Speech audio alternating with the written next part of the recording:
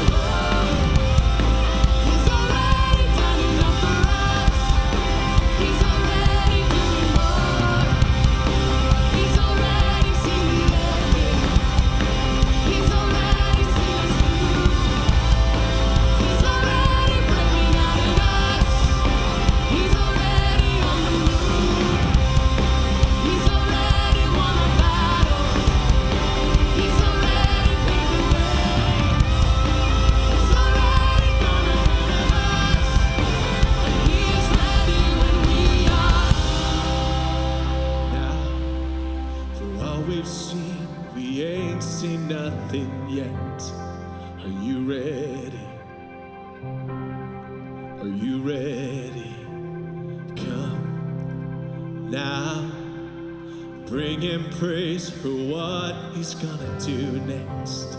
Are you ready? Are you ready or not? Come.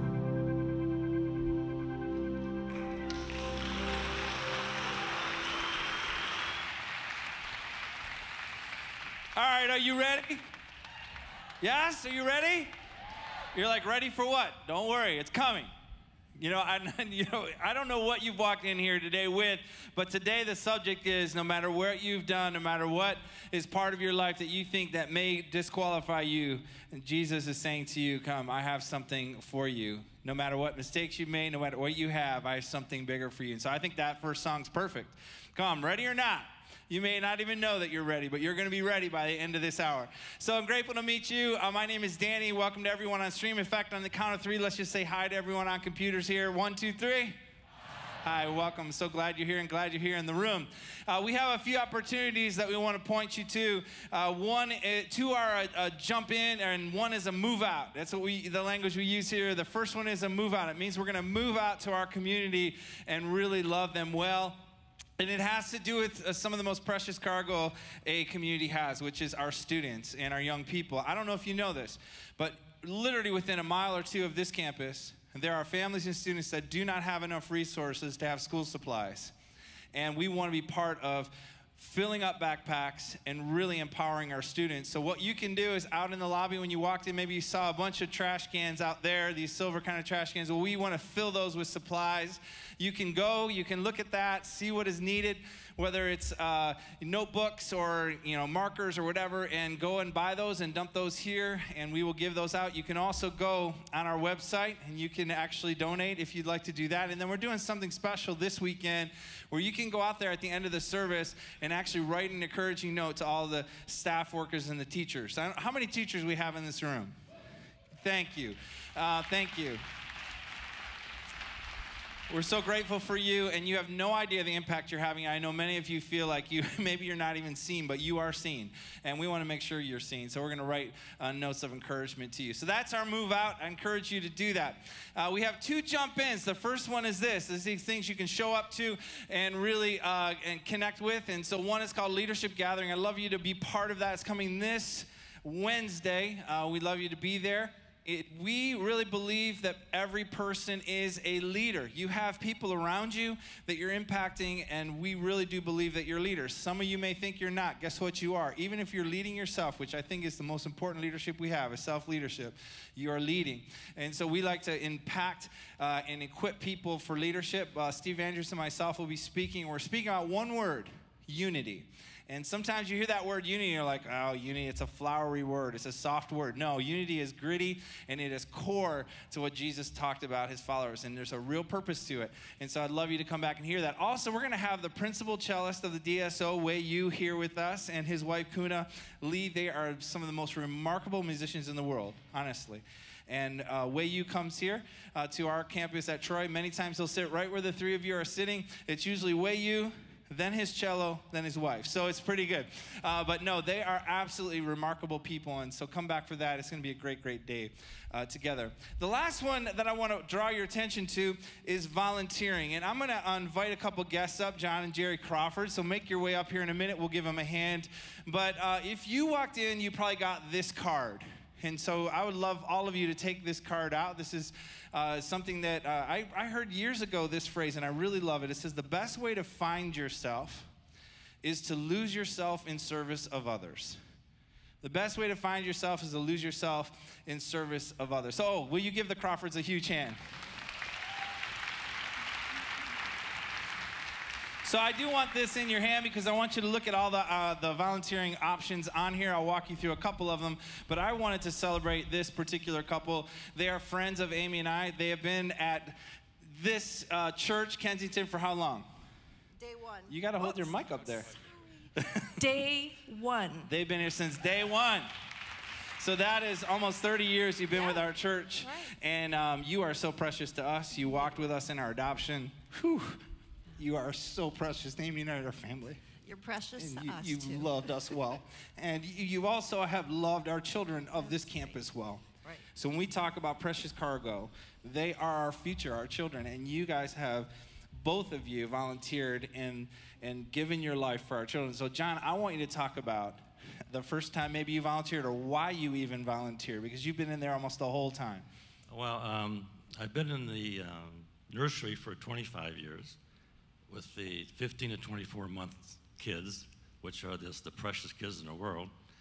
But the reason I do it is because while we're in there loving on your kids, you get a chance to sit in here in the auditorium listening to Danny and the other I'm sorry pastors. about that. What? I said I'm sorry about that. Oh, I know that, but I think that's the biggest thing why we volunteer, is so the parents can be in here.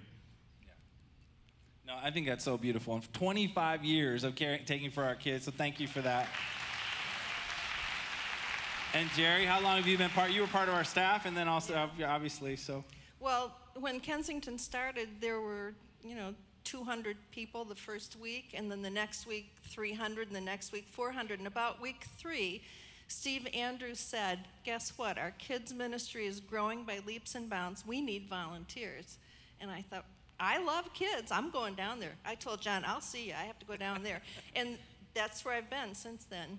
And 10 years later, joined staff and as Treasure Island director, and then retired 8 years ago. But the two of us serve together now at the welcome desk for parents. Well, I just want to say thank you for all that. Yeah. Now you're on a new adventure. This is your last weekend with Kensington. You're now moving to where? You can't talk. So We're Fort Myers. Fort Myers. We're They're moving leaving away. Tuesday. So, yeah, so we love you guys. Hey, would you just give them the biggest hand in the world? Love you. Love you. Thanks, buddy. You mean a lot to us. Oh, yeah. Thanks. Yeah, so good.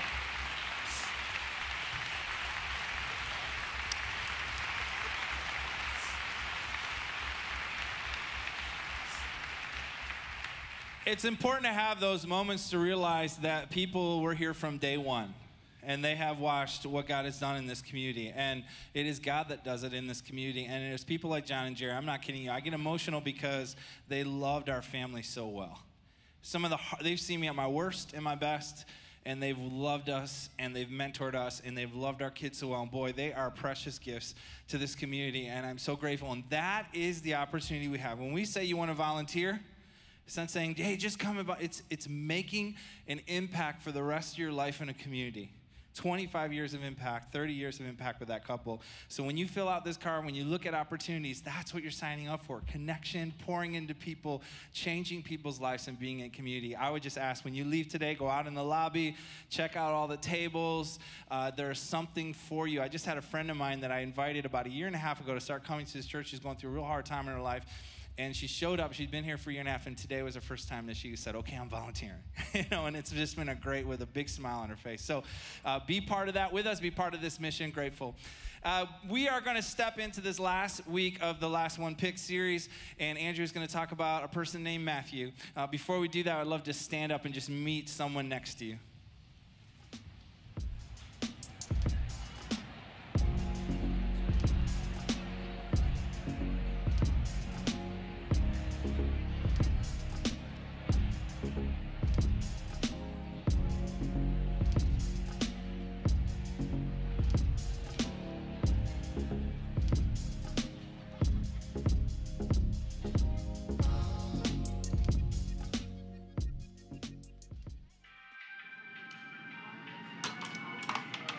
Hey. Can I help you?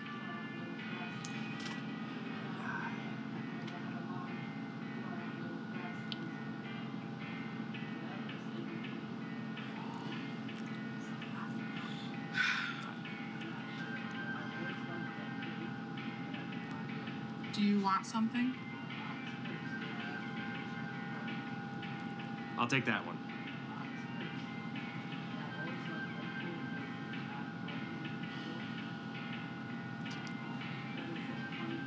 Oh, man. The video bumpers for this series have been so great. But this one is my absolute favorite because it stars our very own Colleen Langlands, who is back in the production booth. Can we give her a huge hand? And I was joking with her, we should have had an award made because I feel like she deserves an Oscar for that depiction of Donut Shop employee. Am I right?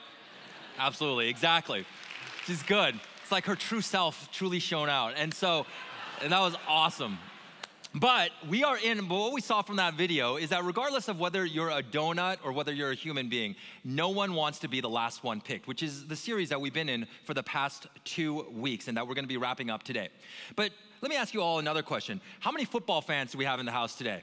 Awesome, quite a few. And it is a great time of the year to be a football fan. College football kicked off yesterday. The NFL season is just a week and a half away, and it is a good time of the year. But if you're a hardcore NFL fan, you understand that the season doesn't kick off in the fall. It actually kicks off in the spring with the NFL draft. And in the draft, there are 256 players who are chosen. And I can imagine for every single one of these players growing up, they wanted to be the first one chosen. Sort of like us when we were kids on the playground and we were lined up against the fence and there were two captains in charge of choosing the teams. We all wanted to be the first, if not one of the first ones picked. And if we weren't the first, we definitely didn't want to be last. But the reality is, there's always someone who's last. And the NFL draft is no different. And the player who is picked last, does anyone know what title is given to that player? Yell it out. Mr. Irrelevant. You guys are the true fans. Mr. Irrelevant. Imagine being this guy. Basically being given a title that says, you're not important, you're not useful, and you're not gonna make any difference. And after the draft, almost always they interview Mr. Irrelevant. And one of the questions that they ask him is, how does it feel to be the last one picked? And usually he toes the party line and he says something along the lines of, you know what, it's just an honor to be picked. And it is, because statistics tell us that we have a better chance of being struck by lightning than being drafted by an NFL team. But still, you gotta imagine, being Mr. Irrelevant, it has to be a little bit difficult, a little bit embarrassing, maybe even a little bit demoralizing to be in his position and to have been the last one picked. And that's what we've been talking about in this series. And that we've been looking at people that when the world saw them, they said, you're not strong enough, you're not smart enough, you're not qualified enough, you are not good enough. And they would have picked them last. But when God looked at them, he saw someone very different. And he said that in me, you are strong enough. In me, you are smart enough. In me, you are qualified enough. In me, you are enough. And he didn't choose them last. Rather, he chose them first. And then he used them to do what only God can do, which is something truly extraordinary. And so today, we're gonna be wrapping up this series by looking at one of Jesus's disciples, and his name was Matthew. And Matthew had made some terrible mistakes, and as a result, he was despised by his people. And when we pick up his story in the Gospel of Luke, which is the third book in the New Testament, Luke tells us that Jesus was in this city called Capernaum, which was right along the Sea of Galilee. And Luke tells us that after this, Jesus went out, after this meaning that he had just healed a paralyzed man. Jesus went out and saw a tax collector by the name of Levi, also known as Matthew, and sitting at his tax booth. And Jesus said to Matthew, "Follow me." And so he got up, he left everything, and he followed Jesus. And something that we have to understand about this time in the history of Israel was that they were under Roman occupation, which not only meant that there was a military presence in Israel, but also the Jews had to pay taxes to Rome. And there was so much corruption within the Roman tax system. You think our IRS is bad? You have no idea what these people were dealing with.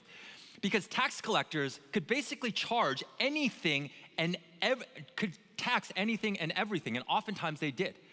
And they taxed almost any type of goods. It could have been meat, fish, produce, letters, livestock, anything. And many times they also put tolls on roads and bridges. And so this is what they did. And as long as Rome received their cut, they didn't really care. They didn't really care what these people did. So of course, as you can imagine, they charged extra in taxes. And what they did with this extra money is they put it in their own pockets. And so if you wanted to get rich, tax collecting was a great business to go into. But as you can imagine, because they did this, the Jews hated them because they saw them as extortionists, which they were. But what made it even worse was that when the Romans conquered a region, they would hire the locals to do this work of tax collecting. And so as you can imagine, having fellow Jews ripping you off wasn't exactly the best thing. And so they were so angry at them. And they saw these tax collectors as sellouts and as traitors, and Matthew was one of them. And in Israelite society, tax collectors were really towards the bottom of the barrel. They had very low status in that society. And they were really stripped of their social and their religious privileges. They were banned from entering into the synagogue, which was considered to be the center of Jewish life, and they were also not allowed to testify in a Jewish court because they were viewed as liars. And so Matthew's choice of life had social, financial, and spiritual consequences. Can you imagine choosing a career that would isolate, ostracize, and separate you from your family, friends, and your neighbors for the rest of your life? And this was Matthew's situation. This was his predicament. And it seemed like there was no going back. But then one day, a day came, and this day would be the strangest, but at the same time, one of the most amazing days of Matthew's life. Because Matthew, just like everyone else, had heard about this Jesus person. He had heard about the incredible miracles he had performed, his paradigm-shifting teachings, and he knew that Jesus was in Capernaum that day, same town. And so one day, and I'm gonna be reading into the story a little bit, but as I was reading this verse this past week, this is how I imagined that it played out. And so one day, I can imagine that Matthew was sitting at his tax booth, just like he did every single day. And off in the distance, he likely saw a crowd coming towards him. And experience had taught Matthew that unless he was gonna tax these people, he should keep his head down and look busy to prevent him from making eye contact with his fellow Jews who despised his very existence. And so I can imagine that's what he did. And he had his head down and he fully expected this crowd to just walk on by, but they didn't. And he heard the footsteps of these people stop right in front of his booth. And so he slowly lifted up his head to see that it was none other than this man, Jesus, standing right in front of him. And Jesus, I can imagine, likely looked into Matthew's eyes and looked at him with a compassion that Matthew hadn't seen in years. But there was probably a knot in Matthew's stomach because he was likely afraid, maybe even nervous, that Jesus was just gonna lay into him, light him up because of the career choice that he had made. Because he was ripping off his people, stealing from them, ruining people's lives, his own people's lives. And I can also imagine that for many of the Jews who were with Jesus that day, that's exactly what they wanted Jesus to do, expected Jesus to do, to give this man what they believed he deserved. But Jesus did something very different, stunning, in fact. And he spoke 2 words to Matthew: follow me. And as soon as those words left Jesus' mouth, I can imagine that there was probably a collective gasp that came from the crowd. Because out of everyone these people would have chosen to be disciples of Jesus, Matthew would have been the last one they would have picked. Because we have to understand that to be a disciple of a rabbi at the time was considered a huge honor, the dream of every Jewish boy. Jewish children, Jewish boys, they studied, they trained for their entire childhood, even to get a shot at being one of these disciples. And then only the best and the brightest were chosen. Sort of like getting into Harvard, the most difficult college to get into in this country. It has an acceptance rate of less than 5%. And I can imagine it was probably even more difficult than that. It was something that everyone wanted, but only very few were chosen for. And what does Jesus do? He picks the guy who's the most hated, the most rejected, the most reviled, the most unclean person imaginable. And I can also imagine that when Jesus said to him, follow me, that Matthew was stunned. He probably looked around thinking, are you talking to me? You're talking to me? And when it finally sunk in that Jesus was extending this invitation to him, there were probably a lot of questions that went through his mind. What am I supposed to do about my tax booth? Where are you gonna lead me, Jesus? What are you going to ask me to do? But he likely felt an exhilaration and a joy that he had never experienced before. Because for so long, he maybe had believed, he maybe even had been told that because of what he had done, because of the lives that he had ruined, the money that he had stolen, the mistakes that he had made, that God didn't want to have anything to do with him, that God could never, ever love him, never, ever use him. But on this day, through this man Jesus, God was communicating to him a very different message. And although abandoning his tax booth would cost him his job, his wealth, his life of luxury, he understood that if he followed Jesus, that he would gain something so much greater. And so in that moment, he got up and he followed. And what we know is that Matthew followed Jesus for the rest of his life. And yesterday night, if you're a sports fan or even if you just read the news, something shocking, a little bit shocking, happened in the sports world, in the NFL world, in that a quarterback by the name of Andrew Luck, 29 years old, at the peak of, and in the prime of his career, he abruptly retired. And he walked away from tens, if not hundreds of millions of dollars. And I thought this was so incredibly fascinating that someone would choose to turn their back on a game that they loved so much and all of this money, this fame, endorsements, et cetera, but he did. And so I was reading story after story as to why he did this, why he chose this. And Andrew Luck's story is that for the past 4 years, he's been struggling with injuries, pretty severe, pretty serious injuries that have debilitated him. And one of the words that he said really struck me, in that he said that in the past 4 years, he hasn't been able to live the life that he's wanted. And so when I read those words, I was thinking in my head, I wonder if he's thinking about his future, and he probably is, about the fact that if he continues along this path, that his body is gonna be so beat up that later on in life, he's not gonna be able to play with his children or maybe even his grandchildren. He's not gonna be able to be present for his family. He's not gonna be able to do those other things that he loves so much. And so understanding this, that this was so much greater than this, than football, than money, than fame, than all of that, that he chose this path. And he chose to follow it. And I thought that had so many parallels to Matthew's decision, because Matthew left behind wealth, he left behind a luxurious lifestyle. In some ways, he left behind status as well, at least in Roman society. And he chose to give that all up and to follow Jesus, something that he believed was so much greater. And I looked at Andrew Luck's decision yesterday and saw so many parallels, because he believed that this life was worth so much more, was so much better than this.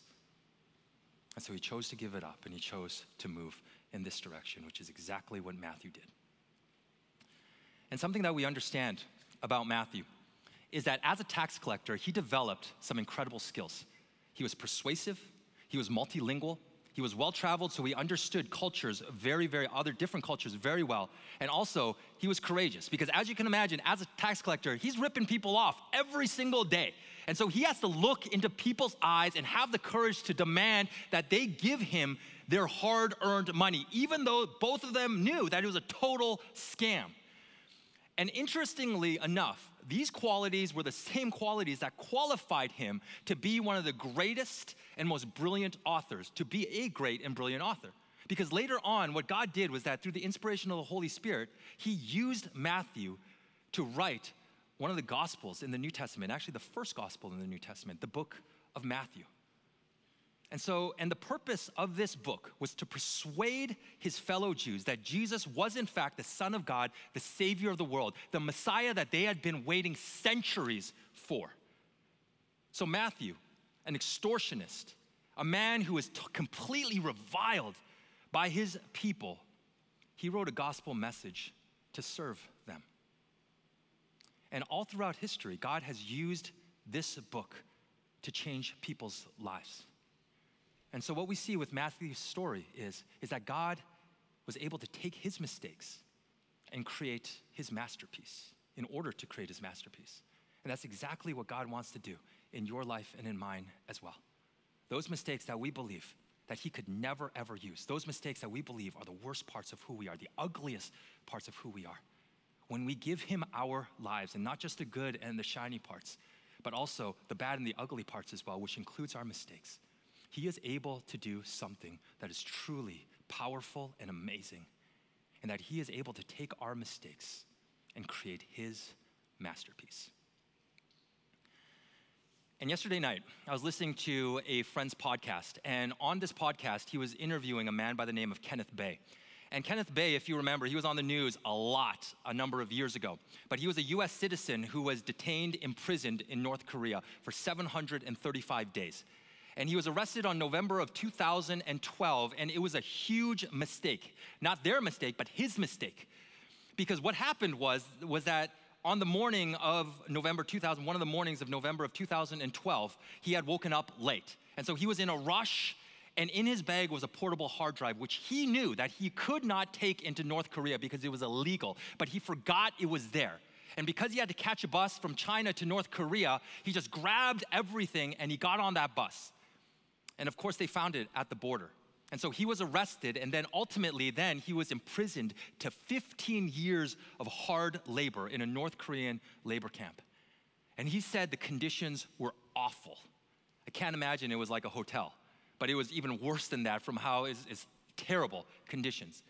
Because every day he would have to wake up at 6 a.m. and then from 8 a.m. to 6 p.m., 6 days a week, he was forced to work out in the fields, shoveling coal, hauling rocks. Didn't matter what the weather conditions were, in the extreme heat or in the extreme cold.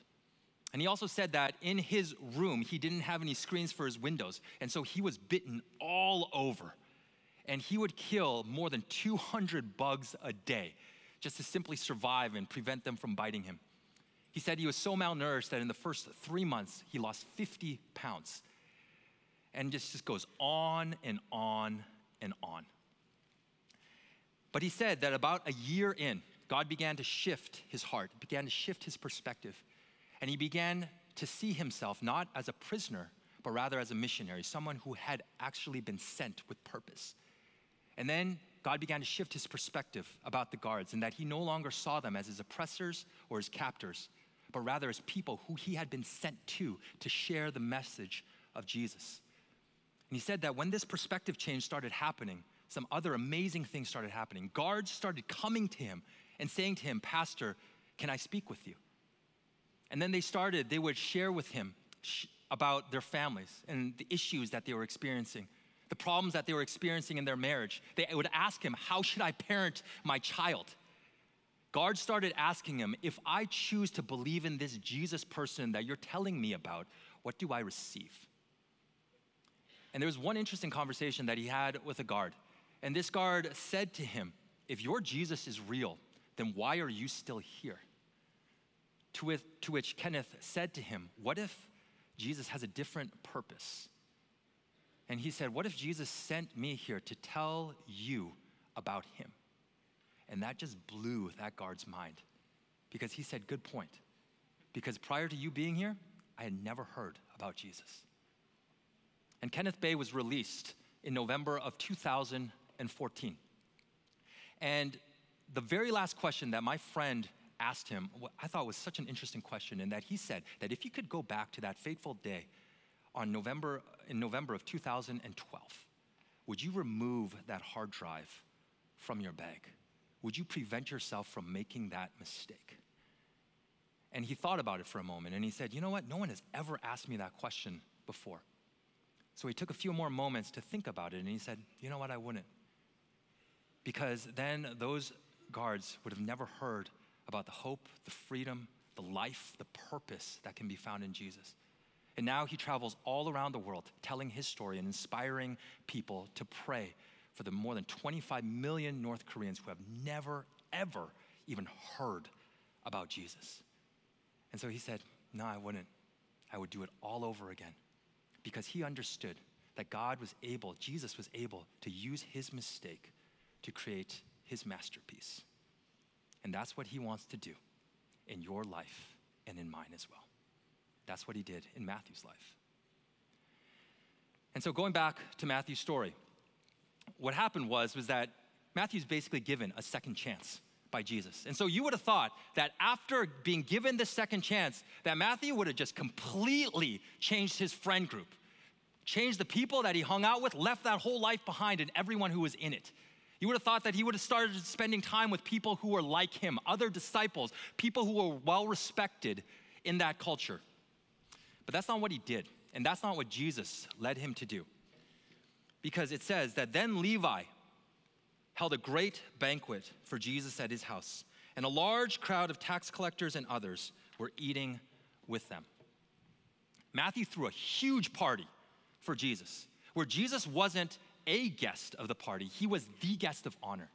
because Matthew wanted everyone to know that Jesus wasn't simply someone he knew, but rather he was the one he followed.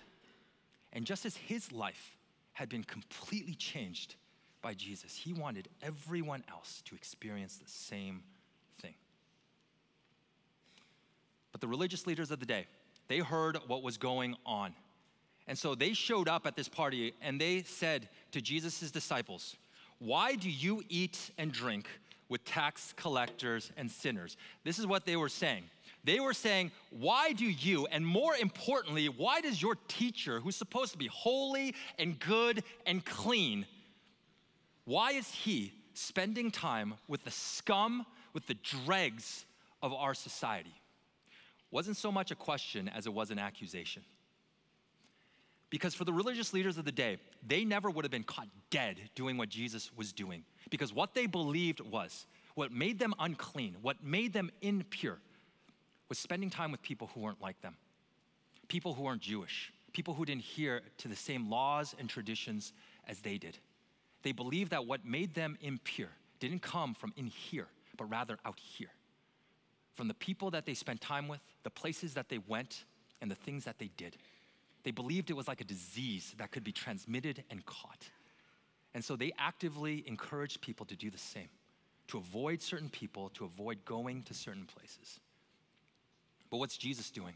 He's totally taken the whole system and putting it on his head. He was blowing it all up. And Jesus is spending time with these exact people. And not only was he spending time with them, he's actually eating with them, which in that culture was a totally different level.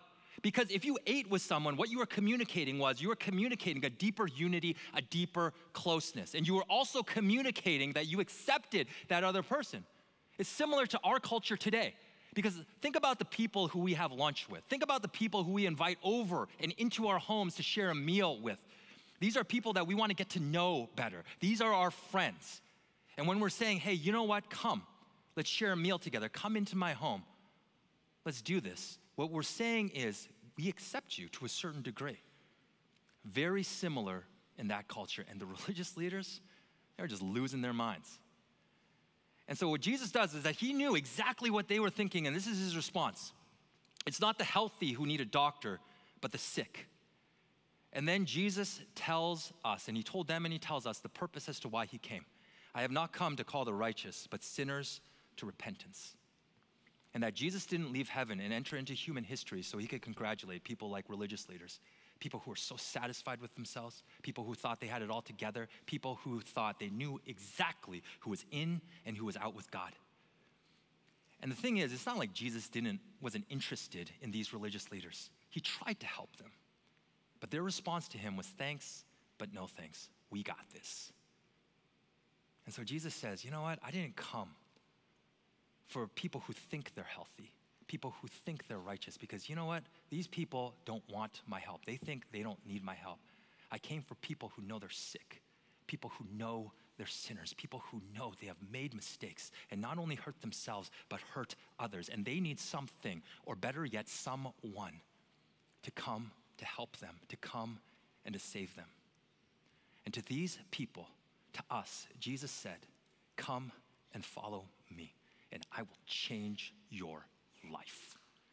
Because what Jesus was saying is, and what Jesus can do, which is something that no one on this earth can do, is that he can transform sinners, people who have made mistakes, people who the world looks at and says, you have no value, we're gonna pick you last. And he is able to transform us into saints, people who he has created to do incredible things and to set us free and to allow us to live the life that he has created us to live. No one else can do this. And the truth is there is no one that is too far away from God.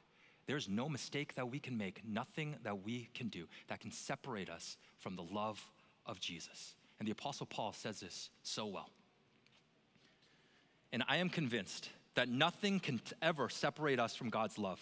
Neither death nor life, neither angels nor demons, neither our fears for today nor our worries about tomorrow, not even the powers of hell can separate us from God's love. No power in the sky above or in the earth below. Indeed, nothing in all of creation and not any mistake that any of us can make will ever be able to separate us from the love of God that is revealed in Christ Jesus our Lord.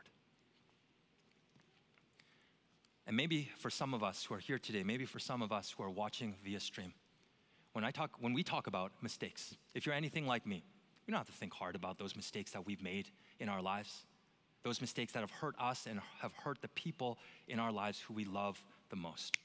They come to the forefront of our mind just like that. And maybe for some of us, we're thinking about those mistakes and we feel like Matthew. And we're so ashamed, we have so much guilt. And so we're sitting there with our head down. And what Jesus does is that he comes to us and he lifts up our head and he looks into our eyes with an otherworldly compassion and kindness, and he extends to us the ultimate invitation. Come and follow me. Because maybe for some of us, for so long, we have believed, maybe we have even been told, that because we have done these things, because we have made these mistakes, that Jesus wants nothing to do with us. He could never, ever love us. He could never, ever use us. And that is a total lie. Because what we see from Matthew's story, and not just Matthew's story, but when you look at so many other people in the scriptures, it could be the prostitute Rahab. It could be the Apostle Paul, who wrote more than half of the New Testament. And not just people in the Bible, but when you look at people all throughout history, when I look at my life, when I look at a friend of mine's, Bill's life, and we've told his story, Danny and I have told his story, someone who was an alcoholic for 45 years, made so many mistakes. When we look at life after life after life, what we are able to see is that when Jesus says, come and follow me, and we say yes, he's able to do something that no one else can do. He's able to turn sinners into saints and to use our mistakes to create his masterpiece. And we're gonna see a beautiful story of Jesus doing exactly this in someone's life, a man named Charles who's out in New York City. And it's such a great example that Jesus is not only doing this work in this community, but truly all over the world. And as we're actually watching this video, we're also going to be receiving our offering. So our ushers are gonna come forward in a moment. And if you're a guest with us, let me first say, we are so thankful, we're thrilled that you're here, but please don't feel any obligation to give. But if you would like to give, the bags, offering bags will be coming around in a moment. Robin and I, we give online, so you can give that way as well. You can give via the app, or you can text the word Kensington to 77977 as well. But if you're a guest with us, we'd love to meet you. We'd love for you to stop by the hub outside in the lobby if you have a moment afterwards, and we'd love to hear more about how you got here, answer any questions that you may have about our community. But if you are someone who does give, we want to say thank you. Thank you that because of your generosity, we are able to truly have an impact in this world. So let's watch this story together.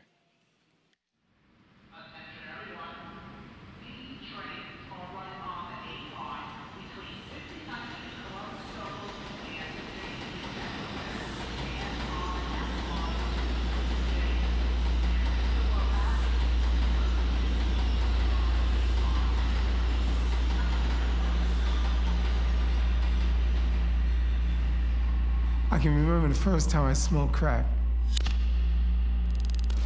Gave me this sensation of all of a sudden just relief from all the brokenness and the hurt inside. And it was an immediate high that I felt euphoria. That all of a sudden, that in an instant, I felt good. Every time I had some money in my hand, I would run and go get some crack.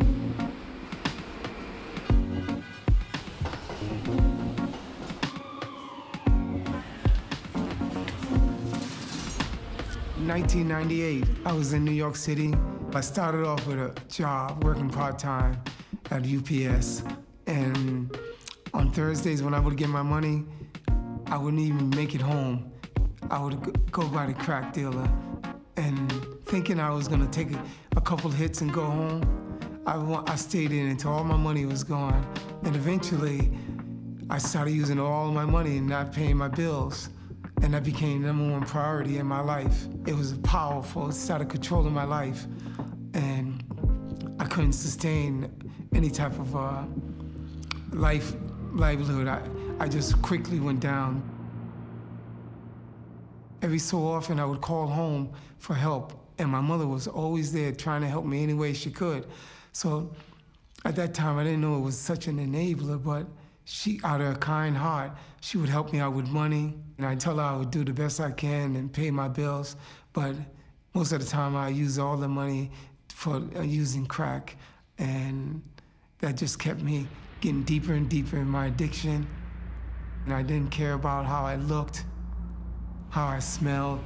I would like ride the trains in the subway, get huddled up in the corner with the clothes I had on for weeks, smelly, dirty, and pretty soon I isolated myself from everybody.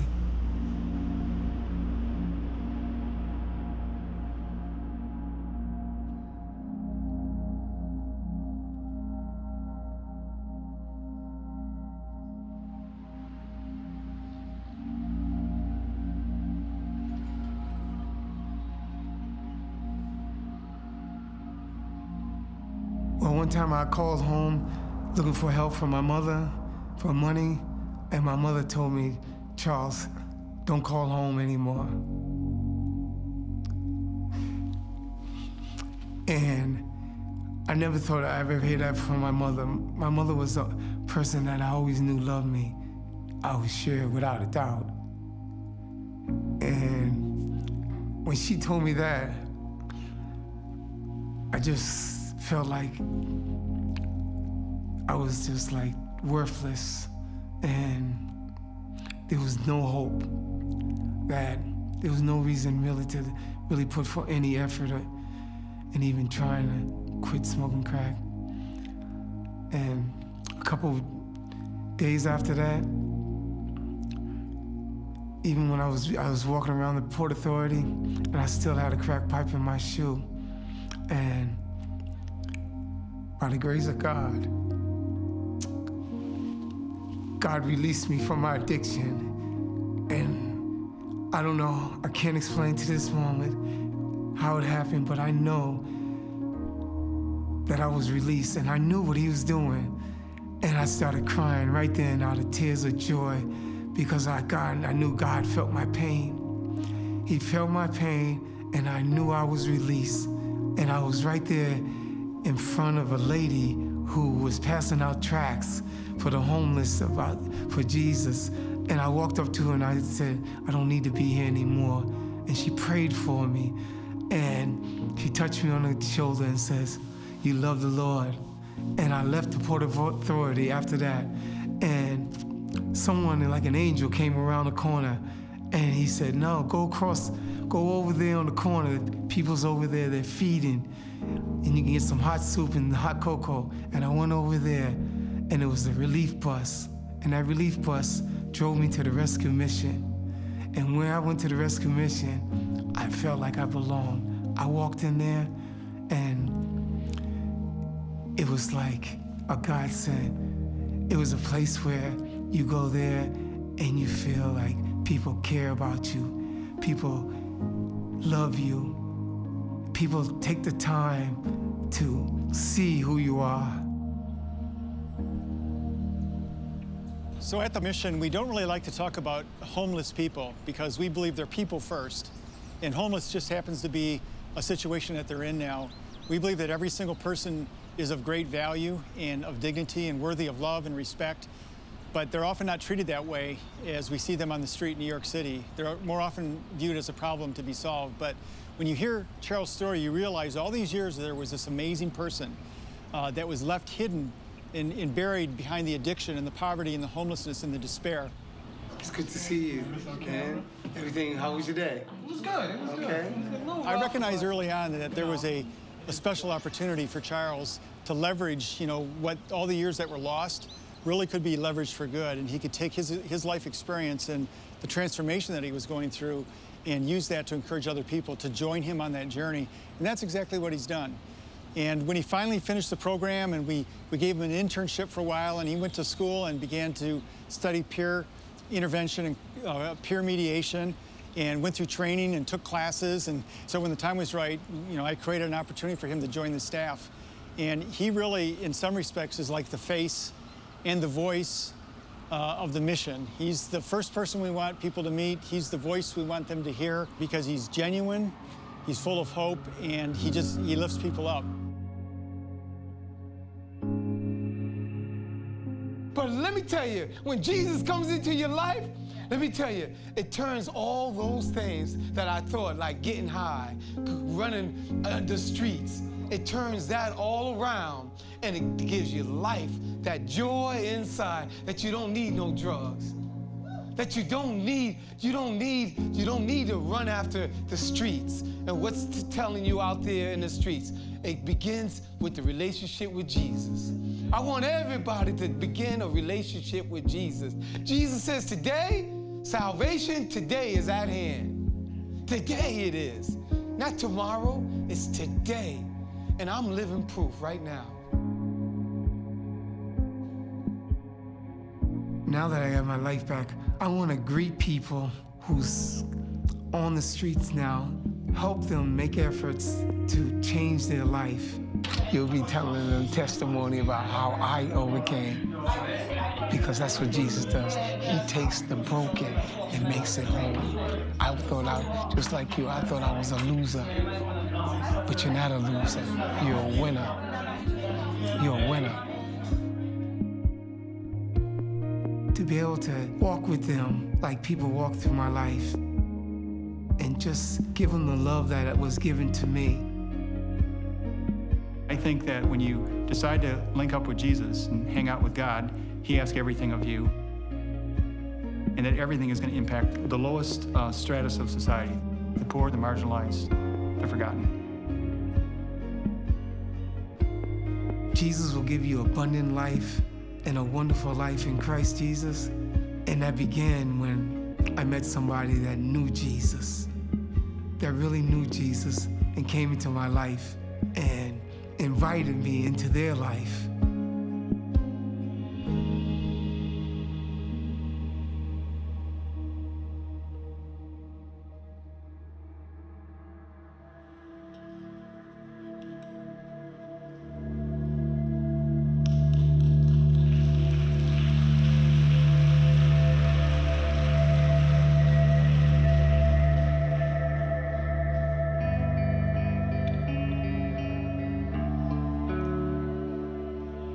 All this pain, I wonder if I'll ever find my way.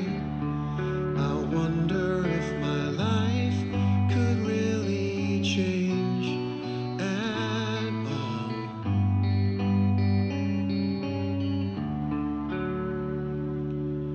All this earth, could all that is lost ever be found? Could a garden come up from this ground at all?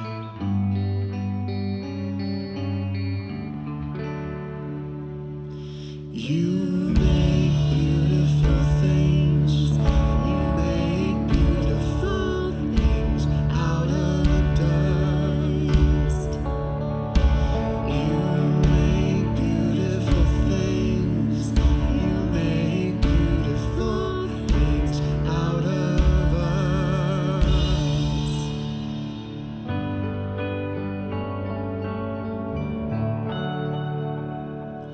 All around, hope is springing up from this old ground.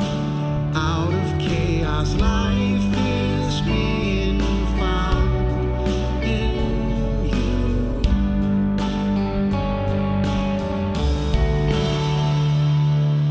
You make beautiful things. You make beautiful things out of the dust. You make beautiful things. You make beautiful things out of us. You make beautiful things. You make beautiful things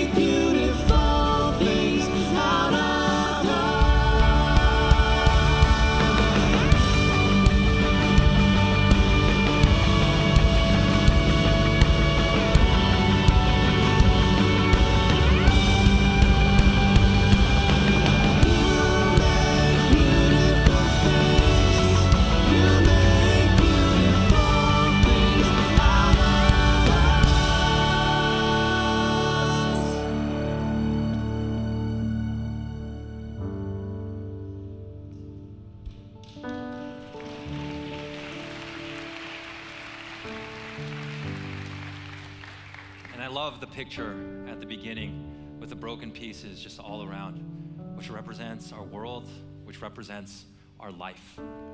And the fact that Jesus, one of the primary reasons why he came was to bring restoration, was to take the broken pieces of our lives and to make us whole, to take those shattered pieces and to create something beautiful once again. And how he did that was that he didn't just from heaven say, hey, you know what, I'm just gonna magically do this. But rather what he did was that he stepped into our mess. He stepped into human history and he walked with us. And then he paid the ultimate price so that we could be made whole.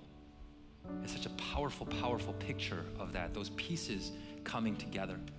And Charles's story is also a perfect example of this as well, what he wants to do in every single one of our lives. And I love how Craig Mays described Charles, that there for so long, that there was this amazing person, but he was buried, he was hidden under all of these mistakes. And that person was hard to see. But Jesus didn't give up on him. He kept coming and coming and coming and saying, follow me, Charles. And the day that he said yes, he began to transform his life. And now he's using Charles in extraordinary ways. In so many ways, he's using his mistakes to create his masterpiece in the lives of the people around him in New York City. It's such an incredible story. But yet, this is what he wants to do in every single one of our lives as well. And the reason why he never gives up on us is because, as we're going to be singing in a moment, and as we're going to hear in a moment, is because of who we are and who he's created us to be, that we are his son, we are his daughter, we are his child. And therefore, we are chosen and we are never, ever forsaken. And as a result, he's going to keep coming. And he says, follow me, follow me. Because if you do, I will lead you to life, I will lead you to freedom, I will lead you to purpose, and I will lead you to live the life, to step into the life that I've always meant for you to live. And so if you're able, we'd love for you to stand up and let's sing this out together.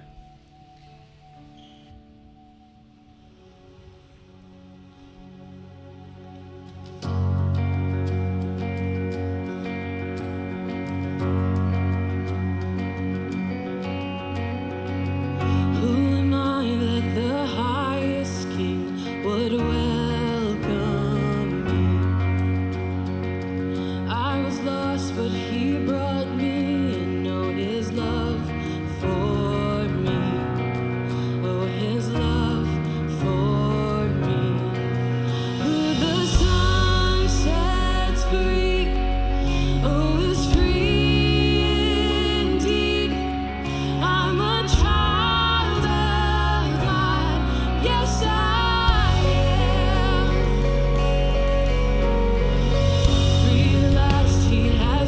ransom.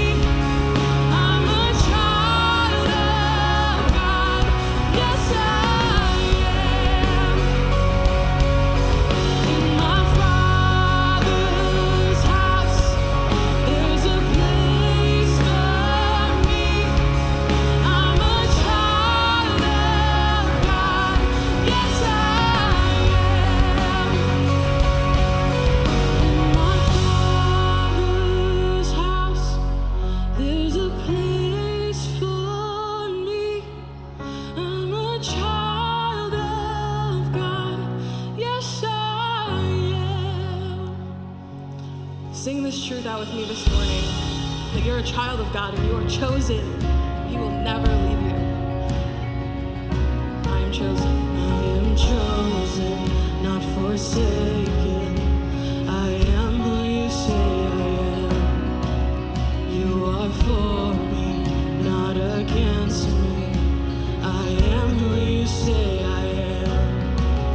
I am chosen, not forsaken.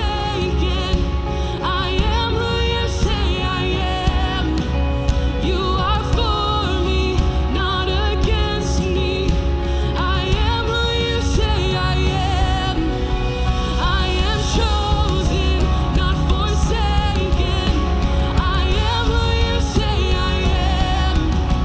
You are for me, not against me. I am who you say I am.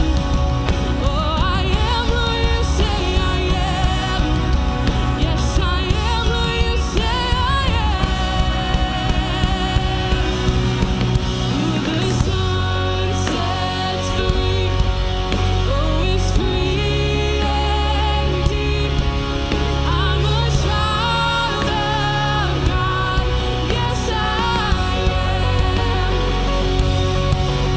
In my Father's house, there's a place for me.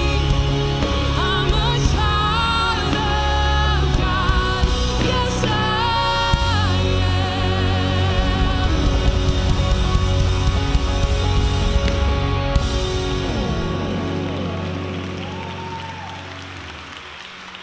So, Jesus, we thank you. Thank you that this is what you want to do in our lives. That because we are your child, that you want to set us free.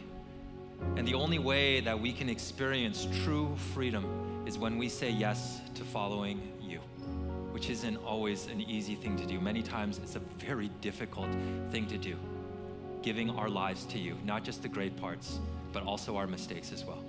Give us the courage to do that, understanding that you invite us into a life that is so much greater, something that Matthew knew so well. Help us to see that. Help us to do that today and this week and moving forward. We thank you, Lord, for your love and your care for us. And we pray these things in your name. Amen. And so as you leave, just want to quick remind you to fill out one of these. Love for you to jump in and you can drop it off with our ushers or out in the lobby. And also come back this Wednesday, leadership gathering. It's going to be amazing. And if anyone would like to receive prayer, our prayer team will be down front. But thanks so much for being here, everyone. Have a great rest of your Sunday.